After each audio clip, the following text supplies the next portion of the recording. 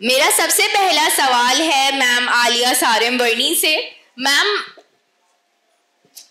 as the founder of the Sarambarni Trust, how do you integrate the principles of equality, liberty and fraternity into your programs? And can you also share a success story that embodies these values? Thank you.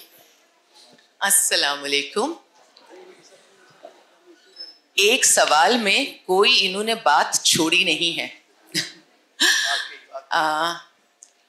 जब मैं बात करती हूँ या मैं अगर अपनी success story की भी बात करती हूँ तो मेरी किसी बात में मैं तन्हा नहीं होती हूँ। इतने साल हो गए, 28 साल हो गए, हर मजलूम को साथ लेकर चल के, औरतों को ज़्यादा साथ इसलिए लिया कि मैंने माशरे में औरत की हालत ज़्यादा ख़राब पाई, बच्चे की हालत ज़्यादा ख़राब पाई। शेल्टर होम में भी मेरे पास बच्चे और औरतें ज़्यादा हैं, बल्कि ज़्यादातर वही हैं। मर्द मेरे माशरे का आज भी, ये जो एक एक जुमला है ना, इस एक एक जुमले में आप वुमेन एम्पावरमेंट खुद ही निकाल लीजिएगा। अगर एम्पावर होते तो इतने बदहाल थोड़ी होते।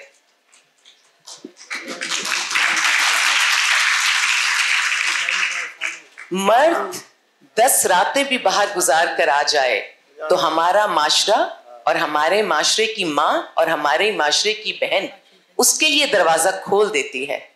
औरत चंद घंटे भी लेट हो जाए तो घर आते हुए उससे ये नहीं पूछा जाता देर हुई क्यों।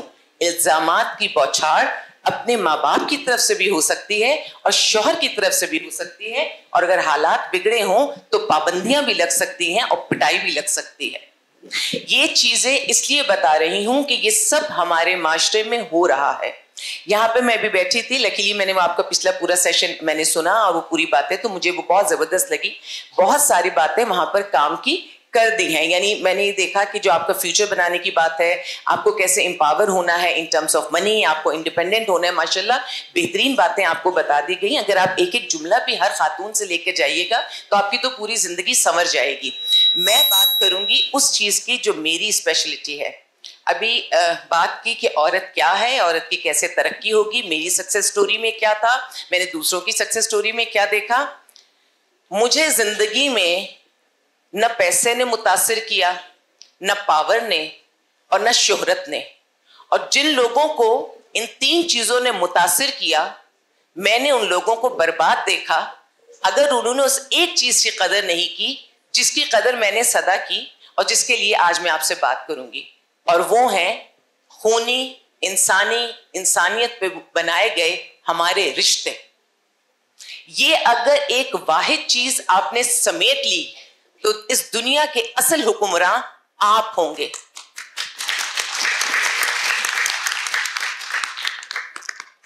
पैसा बहुत जरूरी है, आपको इंडिपेंडेंट होना चाहिए, लेकिन मैं उन लोगों को जानती हूं चाहे मर्द हो या औरत हो, बात तो एम्पावरमेंट की हो रही है ना, मैं उसको एम्पावरमेंट नहीं मानती। बैंक बैलेंस भरा हुआ हो और हम घर में बैठ के डिप्रेशन की गोलियां खा रहे हो, एंजाइटी में पागल हो रहे हो, अपने महरम को छोड़कर किसी नामहरम से मदद की तलब कर रहे हो, मैं उसको एम्पावरमेंट नहीं मानती। चंद लफ्जों में औरत की ताकत बता दूं। एक तो ये समझ लीजिएगा, मैं वैसे बहुत खुश हूं, कराची यूनिवर्सिटी आई हूं, मेरा घर है, मैं यहां से पास आउट हुई हूँ कराची यूनिवर्सिटी से, तो ये मेरा घर है और मैं अपने घर में अपनी ही बेटियों को, पहले मैं जब स्टेज पे बैठती थी खुद स्टूडेंट थी, मैं कहती थी बहनें, आज मेरे सामने बैठी हैं मेरी बेटियां। अल्लाह का करम कि उसने मुझे इस लायक बनाया कि पहले बहनों से अब मैं बेटियों से बात कर रही हूँ। एक ताकत है आपके पास, सिर्फ एक ताकत है आपके पास, अल्लाह के बाद सिर्फ एक ताकत है आपके पास। अगर इतनी तमहीद बांधी है तो कुछ सोच कर बांधी होगी। वो एक ताकत है आपकी अपनी इज्जत, जो आपके अपने हाथ में है।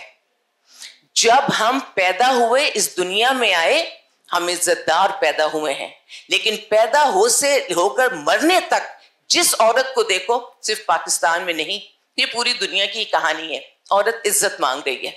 औरत इज्जत मांग रही है।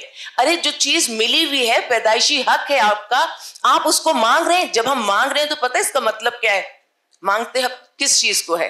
जो हमारे पास नहीं होती हम दूसरे से कहते हैं हमें दे दो, खुदारा हमें दे दो, भीख की तरह दे दो, उधार की तरह दे दो, किसी कीमत पे दे दो, बस दे दो। हमारी है, इसको मांगना छोड़ दो, ये हमारी है।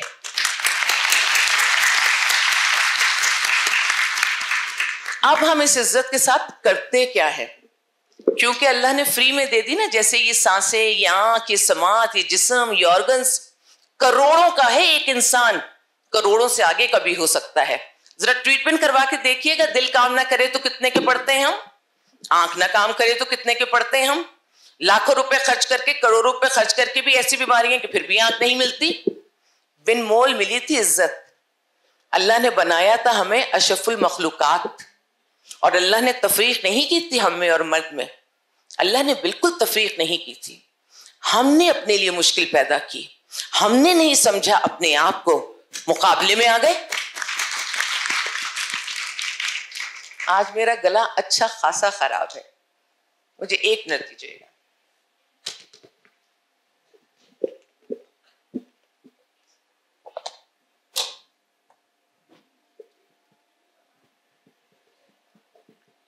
मैं आज का मौका मिस नहीं कर सकती थी। अगर मेरा गला इससे भी ज्यादा सूखता तो मैं आती।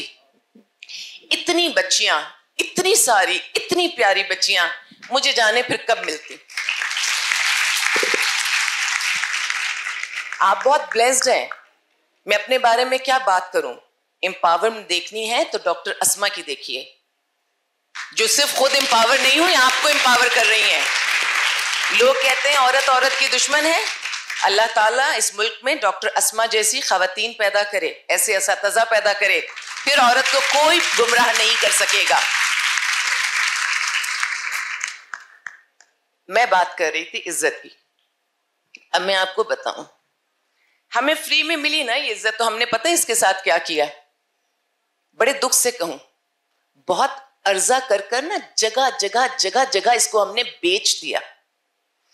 कभी नौकरी के नाम पे, कभी प्रमोशन के नाम पे, कभी शौक कौन सा वाला जो मुफलिसी से भी वाबस्ता हो सकता है और किसी लग्जरी से भी वाबस्ता हो सकता है। क्योंकि कोई डिनाई करे तो सही मेरे सामने खड़े होके कि हम औरतों ने ऐसा काम नहीं किया।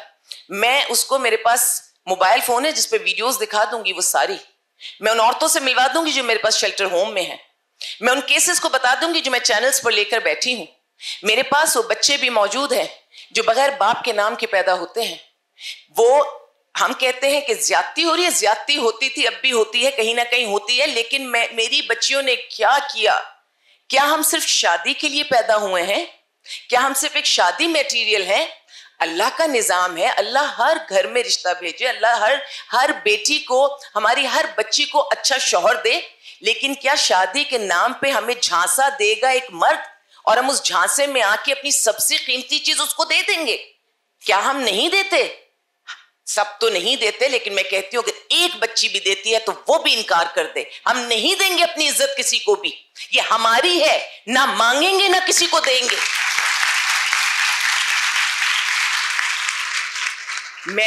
मुझे सोशल मीडिया ज्यादा नहीं आता था, लेकिन मैंने जब अपनी जिम्मेदारी को समझा तो मैंने 1 साल पहले इंस्टाग्राम को स्टार्ट किया। मुख्तसर ही आता है, और उस 1 साल में मैंने उन बच्चों को गोद में बिठा के वीडियोस बनाई हैं कि देखो, जब तुम्हें कहा था कि अपने आप को अर्जा ना समझना, और खुदारा जब इक्वालिटी की बात करें तो बस इक्वालिटी में एक बात समझ लेना, दोस्ती ना कर लेना कहीं। ये दोस्ती रास नहीं आती, और ये दोस्ती जब बर्बादी करती है तो ये माशरा मर्द और औरत में हमेशा औरत को ज्यादा सजा देता है और मर्द को कम सजा देता है, जबकि अल्लाह दोनों को बराबर सजा देता है। यहां पे जाहिर है माशाल्लाह हमारा पैनल और बढ़ गया है, तो मैं चाहूंगी माइक आगे भी जाए। अगर मैं इंस्टा की बात करती हूं तो alia.sarim-Barni पे आपको केसेस मिल जाएंगे। मैं अपनी यूनिवर्सिटी की बच्चियों को तो स्पेशली कह रही हूं कि वो alia.sarim-Barni पे केसेस देखिए, 1.5 मिनट की बात होगी। ALIYASARIMBURNEY, इस पर आपको पता चल जाएगा कि औरत की इज्जत क्या है और औरत कहां फंसती है, औरत माशरे से क्या मांग रही है और क्या माशरा उसको नहीं देगा। सिर्फ पाकिस्तान का नहीं, पूरी दुनिया का माशरा उसको नहीं देगा। इज्जत हमारी है, इसको मांगो नहीं, इसको साबित करके दिखाओ। दुनिया डरती है औरत से, दुनिया डरती है। क्यों नेगेटिव जुमले बोले जाते हैं कि जी औरत ही औरत की दुश्मन है? क्यों बोला जाता है कि नहीं इसकी तो आधी अकल है? क्यों 10 तरह की बातें कही जाती हैं? क्योंकि जिस दिन औरत अपने आप में खड़ी हो जाएगी ना, उस दिन माशरे में औरत ही औरत नजर आएगी। लेकिन याद रखना, खड़े तो होना ही है और हो भी गए। देखो रिश्तों को ना छोड़ना, देखो महरम रिश्तों की इज्जत करना।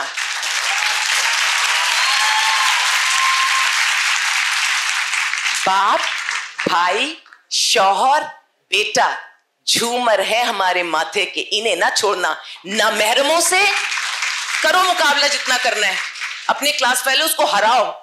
मैं बच्चों से बहुत प्यार करती हूँ, लड़कों से बहुत प्यार करती हूँ, लेकिन मेहनत करो ना, मेहनत करके जीत जाओ।